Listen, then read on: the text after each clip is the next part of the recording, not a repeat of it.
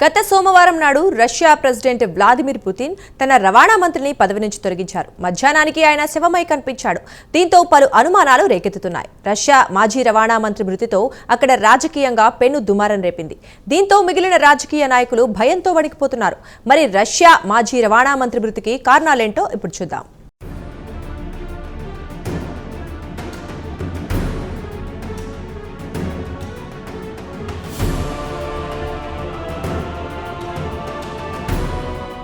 Vladimir Putin రష్యాను నిరంకుశంగా పాలిస్తాడన్న talk సర్వత్రా వినిపిస్తోంది. ఆయనకు వ్యతిరేకంగా గళం విప్పితే అంతే సంగతులు. పుతిన్కు వ్యతిరేకంగా ఎలాంటి నిరసన కార్యక్రమాలు చేపట్టినా లేదా తనకు ప్రతిపక్ష నాయకుల నుంచి ప్రమాదం పొంచి ఉందని తెలిసిన క్షణం కూడా ఆలస్యం చేయకుండా ప్రతిపక్ష నాయకుల్నే కాదు, తనను ఎదిరించేవారు ఎంత పెద్దవారైనా నిర్దాక్షిణ్యంగా జైలుకు తరలించి అక్కడి నుంచి వారిని చిత్రహింసలకు గురిచేసి వారు అంతి చూసే వరకు నిద్రపోడు పుతిన్.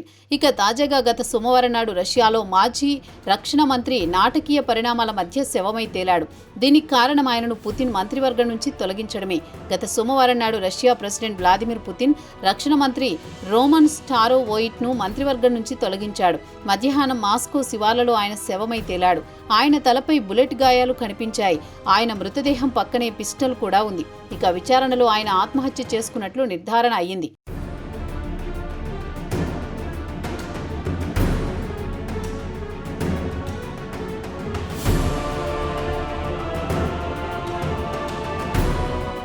ఆయన ఆత్మహత్య మాస్కోలో పెద్ద దుమారమే రేపింది.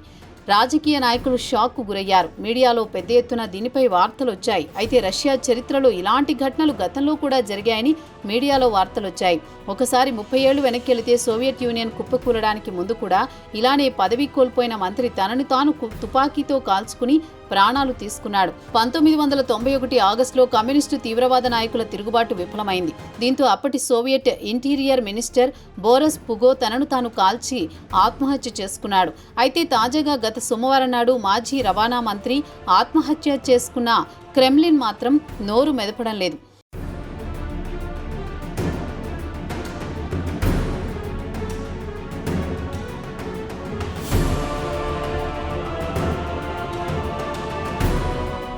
ఇదే విషయాన్ని మీడియా క్రెమ్లిన్లో వ్లాదిమిర్ పుతిన్ అధికార ప్రతినిధి దిమిత్రీ పెస్కోవ్ను ప్రశ్నించారు. రవాణా మంత్రిని ప్రెసిడెంట్ పుతిన్ అకస్మాత్తుగా తొలగించిన వెంటనే ఒక ఫెడరల్ మంత్రి ఆత్మహత్య చేసుకోవడం యావత్ దేశాన్ని షాక్కి గురిచేసింది.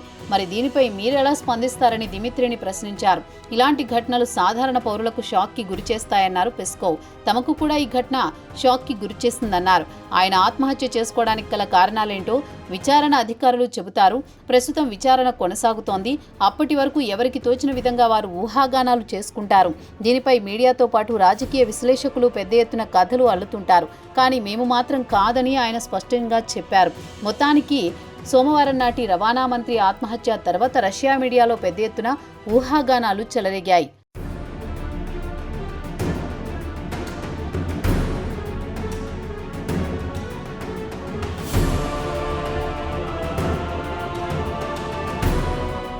ఇక రష్యా రవాణా మంత్రి ఆత్మహత్య చేసుకోవడానికి గల కారణాల విషయానికొస్తే రష్యాలోని వార్తాపత్రికల సమాచారం ప్రకారం రోమన్ స్టారోవోయిట్కు ఉక్రెయిన్ సరిహద్దులో ఉన్న కుర్స్క్ రీజియన్తో సంబంధాలున్నాయని చెబుతున్నారు.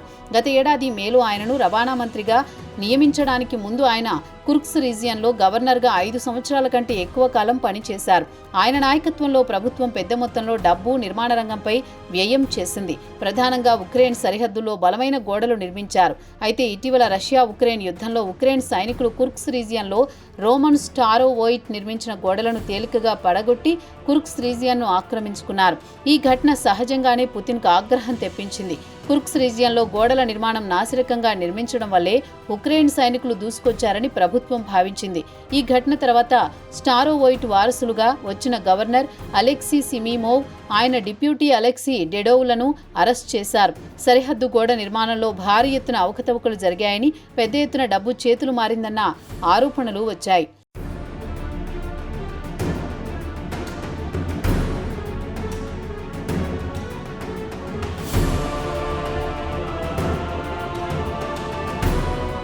ఇక ఇక ఈ మోసం కేసులో రోమన్ పాత్ర కూడా ఉండవచ్చునని రష్యా మీడియాతో పెద్ద ఎత్తున కథనాలు వెలువడ్డాయి. అయితే రష్యా అధికారులు మాత్రం దాని గురించి పెద్దగా స్పందించలేదు. కాగా రోమన్ తనకు కూడా శిక్ష పడుతుందని భయపడి ఆత్మహత్య చేసుకున్నాడన్న వార్తలు కూడా మీడియాలో పెద్ద ఎత్తున వచ్చాయి. అయితే రష్యాలో ఇలాంటి ఘటనలు జరగడం కొత్తేమీ కాదు. గతంలో కూడా జరిగాయి, భవిష్యత్తులో కూడా జరగవన్న గ్యారంటీ కూడా లేదు. ప్రభుత్వంలో ఒక పెద్ద హోదాలో ఉన్న వ్యక్తి శిక్ష నుంచి తప్పించుకునే మార్గం లేకనే ఆత్మహత్యలకు పాల్పడుతున్నారని రష్యాకు చెందిన రాజకీయ విశ్లేషకులు అభిప్రాయపడుతున్నారు. ఇక రోమనోవ్ విషయానికే వస్తే ప్రస్తుతం కేసు విచారణ జరుగుతోంది.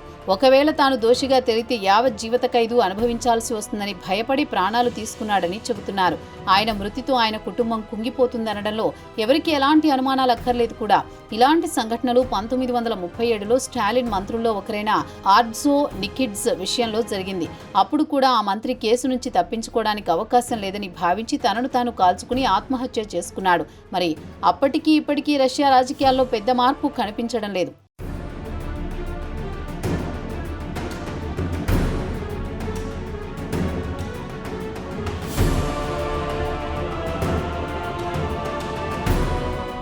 రోమనోవ్ స్టారోయిట్ మృతికి సంబంధించి వార్తాపత్రికల్లో ప్రముఖంగా వార్తలొచ్చాయి. అయితే రష్యా చరిత్రలోని ఇది సర్వసాధారణమే అన్నట్లు రష్యా ప్రభుత్వానికి చెందిన టీవీల్లో మాత్రమే అతి తక్కువ కవరేజీ ఇచ్చారు. ఇక క్రెమ్లిన్ విషయానికే వస్తే వార్తాపత్రికల కంటే టెలివిజన్ శక్తివంతమైందని భావించి ఉండవచ్చు. క్రెమ్లిన్ అధికారులు ఆదేశం మేరకే మాజీ రవాణా మంత్రి కవరేజీ అతి తక్కువగా ఇచ్చారు. ఇక ప్రభుత్వ రంగానికి చెందిన టెలివిజన్ విషయానికి వస్తే క్రెమ్లిన్ నుంచి వచ్చే ఆదేశాలను తూచా తప్పకుండా పాటిస్తూ ఉంటారు. సోమవారం నాడు రోమన్ను మంత్రివర్గం నుంచి తొలగించిన తర్వాత మధ్యాహ్నం ఆయన ఆత్మహత్య చేసుకున్నాడు. ఆ తర్వాత సాయంత్రం బులెటిన్లో పుతిన్ కొత్తగా రవాణా మంత్రిగా ఆండ్రీ నికిటిన్ను నియమించారని 4 నిమిషాల పాటు వార్త ప్రసారం చేశారు తప్పించి మాజీ రవాణా మంత్రి రోమన్ను పుతిన్ తొలగించారని కానీ, ఆయన ఆత్మహత్య చేసుకున్నాడని కానీ, ఆయన మృతదేహం రష్యా శివార్లలో లభించిందని కానీ టీవీల్లో ఎక్కడా ప్రస్తావించలేదు.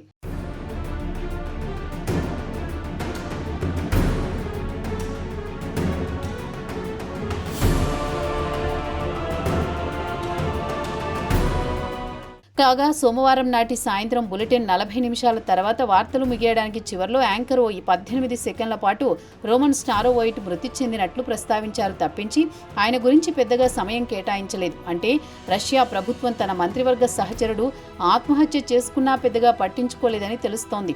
తాజా పరిణామాలను బట్టి చూస్తే రష్యా రాజకీయ నాయకులు, మంత్రులు, గవర్నర్లు, ఇతర ఉన్నతాధికారులు ఇది ఒక హెచ్చరిక లాంటిది. ఎవరైనా దారి తప్పితే పరిస్థితి ఇలానే ఉంటుందని పరోక్షంగా చెప్పినట్టయింది. ఒకవేళ మంత్రి పదవి లభించి పెద్దగా డబ్బు సంపాదించుకుని అటు తర్వాత ప్రాంతీయ స్థాయిలో లేదా ఫెడరల్ స్థాయిలో ఉన్నత స్థాయికి చేరుకున్నా జాగ్రత్తగా ఉండాలని ఇదొక హెచ్చరిక. ఎంత త్వరగా ఉన్నత స్థాయికి చేరుకుంటే ఇక అక్కడి నుంచి కిందికి దిగడం ఉండదు. ఇక ఆపై లోకాలకు వెళ్లాల్సిందే. ప్రస్తుతం రవాణా మంత్రి ఆత్మహత్య రష్యా వార్తాపత్రికల్లో ప్రముఖంగా వార్త వస్తే అదే టెలివిజన్లో మాత్రం ఎక్కడా కనిపించలేదు. మన తెలుగు రాజకీయాల్లో చెబుతున్నట్లు రాజకీయాల్లో హత్యలుండవు, అన్ని ఆత్మహత్యలే అంటుంటారు కదా.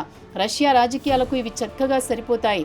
Rest in peace mister Romanov స్టారోయిట్ అని సంతాపం తెలపాల్సిందే.